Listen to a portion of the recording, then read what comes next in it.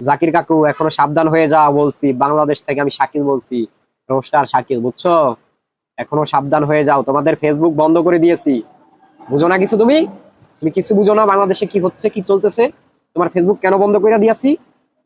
তুমি এরপরেও আমার কথার উত্তর দাও না, কথার উত্তর নেও না, ফাইজলামি শুরু করছো। আমরা দেশের গণ্যমান্য জঘন্য ব্যক্তি, তোমরা কি আমার কথা শুনবা না? ও আচ্ছা, তোমার অন্য অন্য দেশ থেকে হাজার হাজার billion billion lakh lakh million million টাকা আয় হয় দেখা আমার দেশ থেকে আমি ফেসবুক বন্ধ করে দিয়েছি, এর জন্য তুমি কোনো পাত্তাই দাও না।